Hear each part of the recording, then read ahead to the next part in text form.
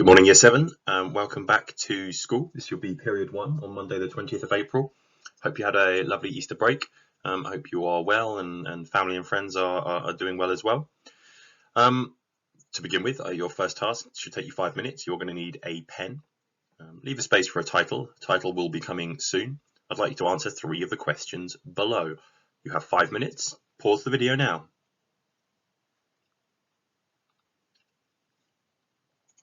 Okay, so you've got thinking about that. Here's another photo with the same questions, and in fact the same place. 5 minutes, answer at least 3 of the questions below. Maybe try and do 3 different questions this time, just to start thinking in different ways. Pause the video now. Excellent. So both of those photographs were taken in shanty towns, and a particular shanty town that we will introduce to you in just a minute. For the moment, you need to write the title down, underline it, write the date, the 20th of April. And what are we going to do today? Well, it's all about shanty towns. It's about describing their characteristics, meaning what are they like? What makes a shanty town and not somewhere else? We're also going to explain the challenges facing people living in those shanty towns. To put simply, what problems are there? These are parts of cities that often, sadly, come with many challenges, many problems. You've got 1 minute to get that title down and to reread through those objectives. Pause the video now.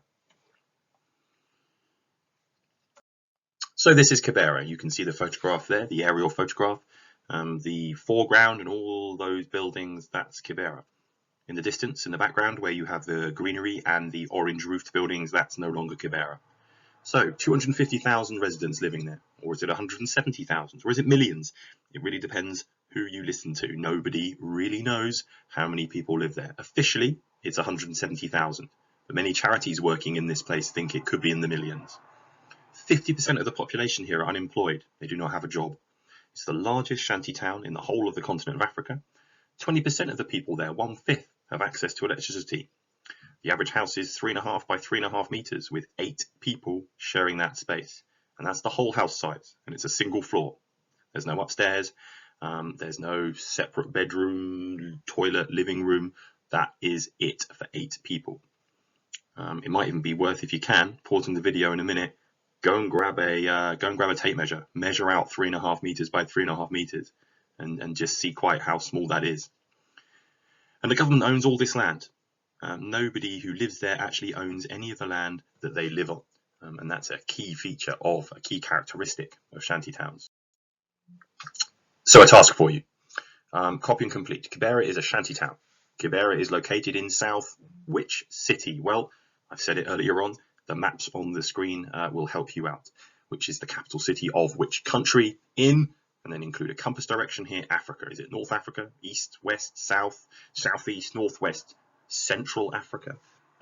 You work that out using the maps in front of you. All of those answers are available on the 2 maps. You shouldn't need to look anywhere else. Copy and complete that and pause the video now. Okay, so here's the answers for you. Kibera is a shanty town. Kibera is located in South Nairobi, which is the capital city of Kenya in East Africa. A subtitle for you to copy. What is Kibera like? We're going to start talking about their characteristics. This should just take you a minute to write. Pause the video now. Okay, so with that subtitle written, you don't need to write anything here. I'd like you to click on that YouTube link and watch this video, just to get a sense of what Kibera looks like. And again, from above, you're watching drone footage here of numerous parts of Kibera, but you'll see a general theme in what the buildings look like, what they're made of, and the environment around them. So pause the video now, watch that video, and come back, and there's another task we'll be doing in just a second. Okay, so back to that subtitle of what is Kibera like. I'm going to show you a series of slides. On each slide, you're going to see a photograph of Kibera. I'd like you to answer the questions on the slide in full sentences. The first one we're going to do for you to show you exactly what I mean by that. So here's our first photograph. Having watched that drone footage on YouTube, that should look fairly familiar to you now. So the question is, number 1, is Kibera densely or sparsely built? You should put number 1 in your margin, and you should write the answer. Shanty towns are very densely built, with very little room for roads. So a key characteristic of shantytowns is every single piece of available space is usually built on. In fact, some don't even have roads and paths like you see in front of you there. But Kibera is lucky it does. So pause the video, number 1 in the margin, copy that answer, and from now on, you're on your own.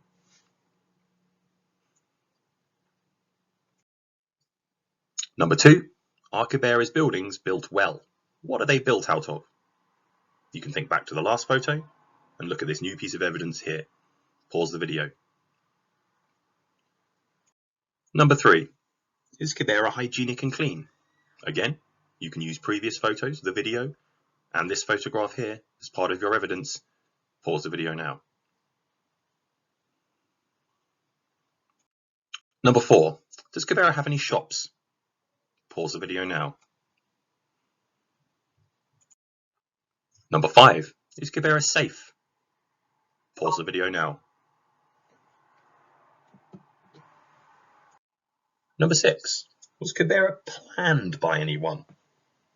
Did anyone think it through? Did anyone decide where to build these buildings, or were they just built wherever there was space? Pause the video now.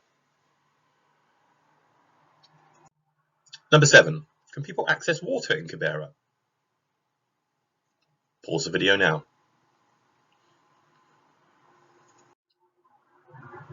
Number 8, is everyone in Kibera miserable?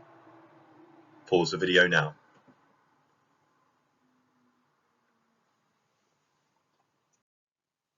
Okay, answers time. I'd like you to check what I've written, and if you need to add anything to yours, please do. But if you've written something and I haven't, that's not to say it's wrong. Number 1, we've already done that one. Number 2, Kibera's buildings are poorly built. They're made from scrap wood, mud, and metal sheets. Number 3, Kibera is unhygienic and unclean, with rubbish and human waste dumped in the streets. If a house is 3.5 by 3.5 meters, there is absolutely no room for a toilet.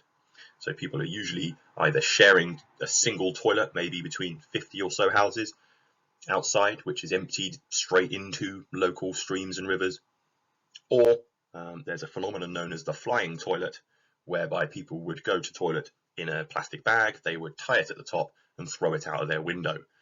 Not the most hygienic way of disposing of your waste. Number 4, yes, Kibera does have shops. There's not much more to add to that. An important point to make.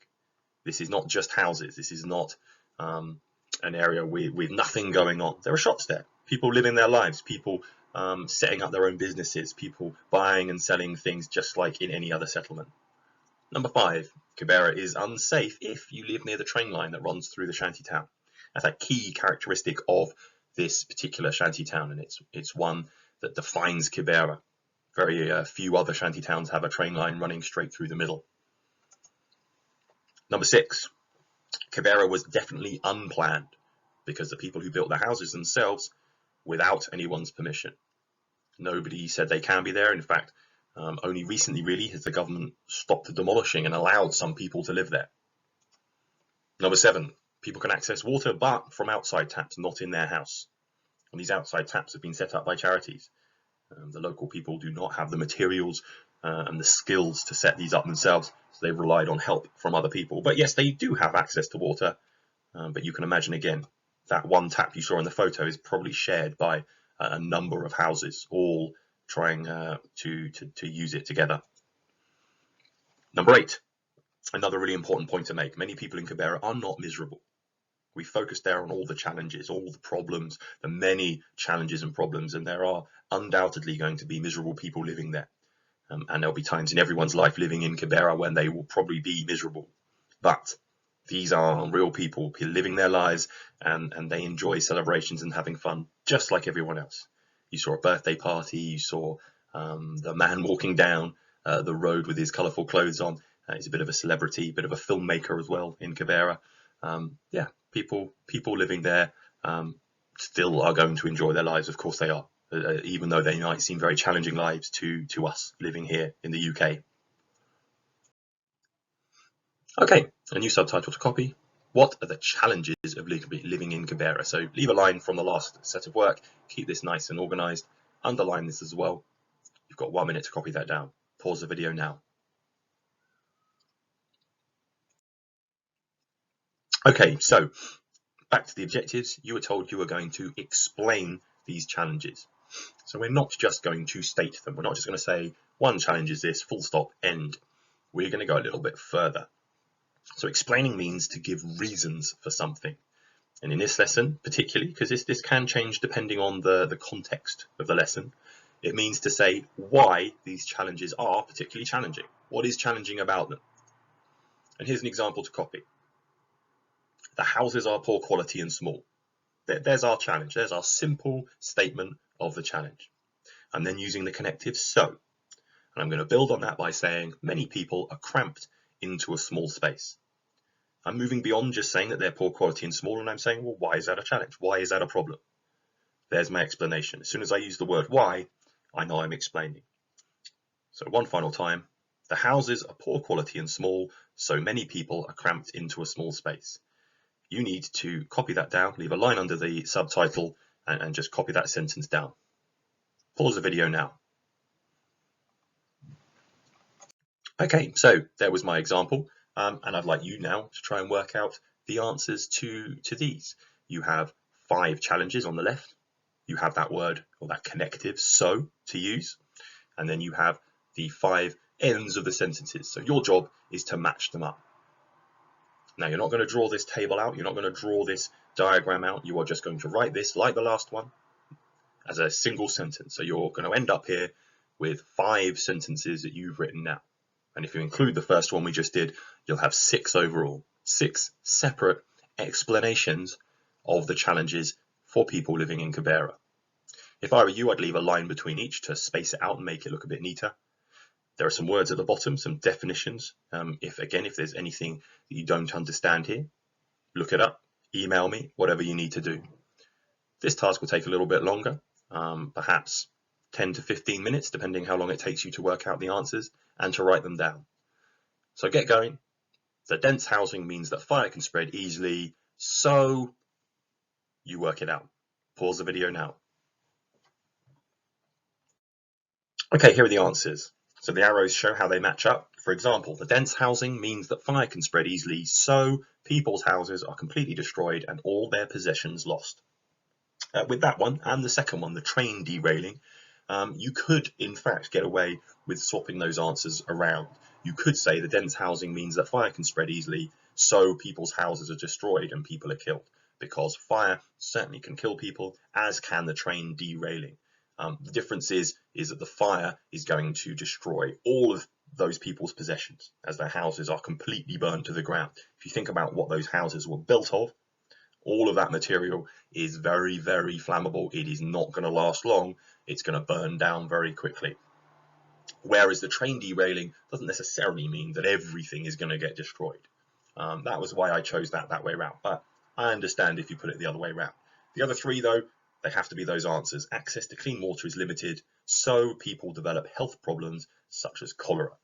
There are no sewers, so people have to walk in raw sewage on the streets, which may make them ill.